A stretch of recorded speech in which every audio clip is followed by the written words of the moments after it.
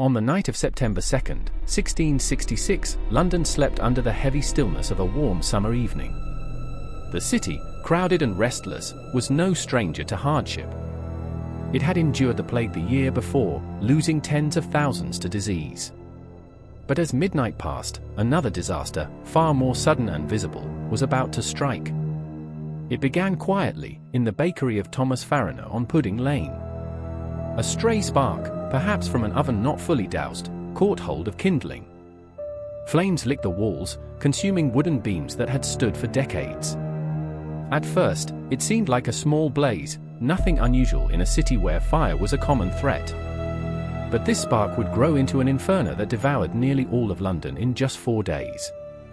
The fire found its perfect fuel in London's very design. Narrow streets twisted like mazes, lined with timber houses whose upper stories leaned so close together they nearly touched. Inside, dry thatch, pitch, and cloth stored for trade made every home a tinderbox. The summer had been dry, and the wood was brittle. When the flames leapt from Farriner's bakery to the neighbouring houses, they spread with terrifying speed. By dawn, the heart of London glowed red, the smoke visible for miles. The city's response was slow, crippled by fear and indecision. Lord Mayor Thomas Bloodworth was woken and shown the blaze, but he dismissed it with fatal arrogance. Pish, he is reported to have said, a woman might piss it out. By the time he realized the truth, it was too late. The fire was no longer a small blaze, it was an unstoppable wall of flame. Londoners woke to chaos. Families rushed into the streets, carrying what possessions they could in carts, on their backs, or in their arms.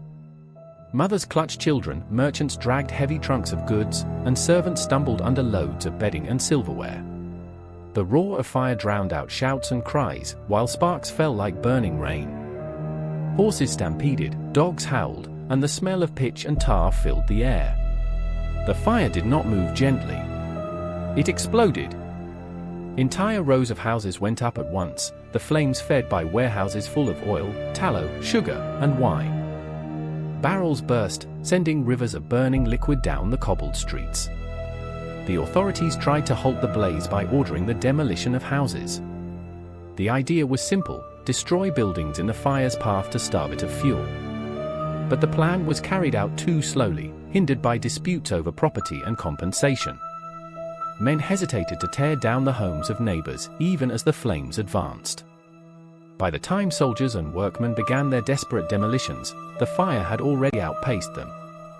The wind, strong and relentless, carried sparks across gaps, igniting new blazes faster than anyone could contain them. By the second day, London was a city in flight. The fire had reached the great markets, devouring Cheapside and engulfing St. Paul's Cathedral in smoke. The cathedral, a symbol of the city's soul, seemed at first too massive to fall. Its stone walls were thick, its towers imposing. But inside, printers had stored mountains of paper and books, and the lead roof, when heated, melted and poured like a deadly waterfall. Flames climbed the scaffolding left behind by recent repairs. In a single night, St. Paul's was reduced to a smouldering ruin, its great dome collapsing in a shower of sparks. Witnesses described the scene with horror and awe. The River Thames reflected the Inferno, its waters shimmering red as if aflame. Boats crowded the banks, overloaded with refugees who carried whatever treasures they could salvage: gold, furniture, pets, even chickens stuffed into baskets. King Charles II himself rode into the city, taking command where officials had faltered. He ordered fire breaks cut with explosives, and soldiers worked through the night to stop the blaze. Still, the fire raged on, consuming everything in its path. By the third day, the destruction was almost unimaginable. The Royal Exchange, the Guildhall, the Custom House, all gone. Entire districts were flattened, their inhabitants wandering the fields outside the city, watching helplessly as their homes vanished. People camped in Moorfields, in the open countryside, their meager belongings piled beside them. Eyewitness Samuel Pepys, the famous diarist, wrote of people weeping as they fled, of mothers throwing infants into boats, of men burying wine and valuables in gardens only to see the ground itself ignite. The fire, he said, was hellish, malicious, and beyond all imagination. The noise was as terrifying as the sight. Flames roared like storms, timbers cracked and collapsed, church bells melted and clanged as they fell. The heat was so intense that even stone buildings exploded, their walls bursting apart. The air was filled with choking smoke, glowing ash, and the screams of those trapped.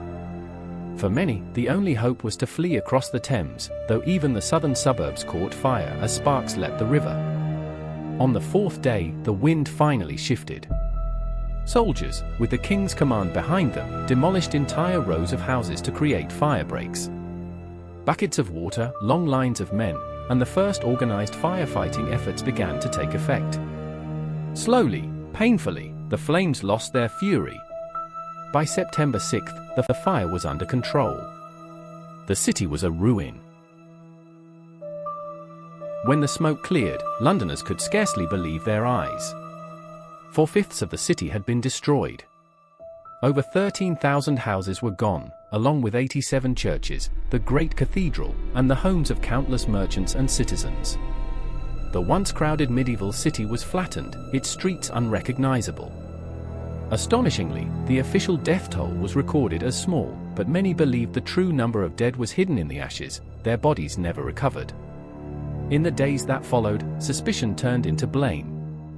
Foreigners were attacked in the streets, accused of setting the fire deliberately. Rumors spread that it was the work of Catholics, Frenchmen, or Dutch saboteurs. Even Fariner, the baker in whose shop the fire began, was accused, though he denied responsibility. Ultimately, no grand conspiracy was proven. The fire, it seemed, was the work of accident, negligence, and the perfect storm of weather and wood. Yet out of the ashes, a new London slowly emerged. Plans for rebuilding envisioned wide boulevards and brick houses to prevent another disaster. Sir Christopher Wren designed a new St. Paul's Cathedral, rising from the ruins as a symbol of resilience. The fire had destroyed a city, but it had also cleared away the cramped medieval streets, making way for the modern London that would follow. The Great Fire of London is remembered not only for its destruction but for the terror it inspired. It showed how fragile a city could be, how quickly a spark could become an inferno that consumed everything in its path. For those who lived through it, the memory was seared into their souls, a nightmare of fire, smoke, and flight. And for history, it remains one of the most shocking disasters ever to strike the Western world.